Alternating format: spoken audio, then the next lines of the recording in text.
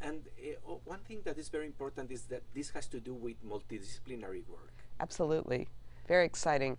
And it's something that I like to think that my work with Dan has really encapsulated the need for people from different backgrounds. Dan comes from chemistry, I come from molecular biology, for people like us to get together, people from physics, people from computer science, that we need more environments where we can all feel comfortable working together. The engineering of biology cannot be a silo. We have to have people coming in from many disciplines. And that is the strength of synthetic biology, in that it welcomes people from many disciplines. Are you familiar with the Internationally Genetically Engineered Machines Competition, IGEM, which Mexico has had some very strong teams? I'm very excited about the In fact, some of my students have gone down to coach the team in Mexico.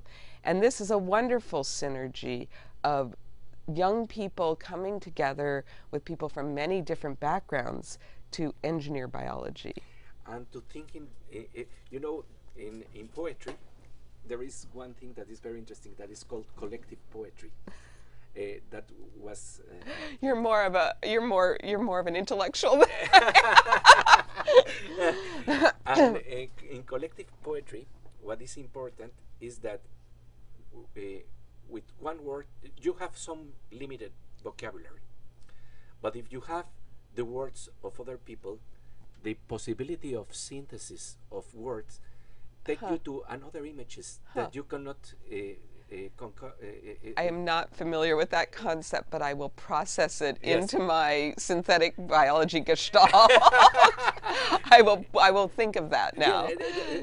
That means, for example, that's multidisciplinary work. My thinking is limited by my story, my history. Absolutely. If I collaborate with another, we can do great collective poems. We can do great scientific.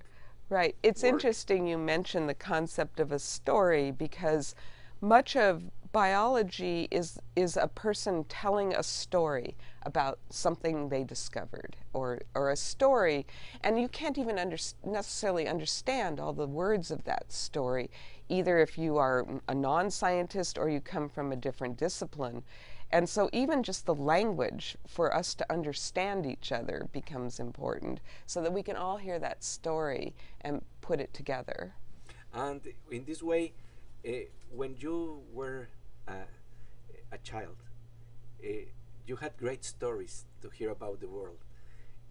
When you're thinking about communicating the stories you're developing here, what can you tell to children and to young people about the stories of the world we are having nowadays? You know, to be honest with you, I look back at it's so different now than when I was young, and so it's hard to know if the advice you give now, but I still think dreaming, it's all about dreaming. It's having time for me. It's having time to dream and be outdoors and think, just have some thoughts for yourself, and not always.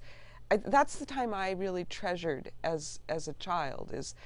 I grew up in California, and it was very outdoors oriented, and having that experience of sitting in a tree or sitting out on the grass and just sort of dreaming is something that I look back and say, how that was so important.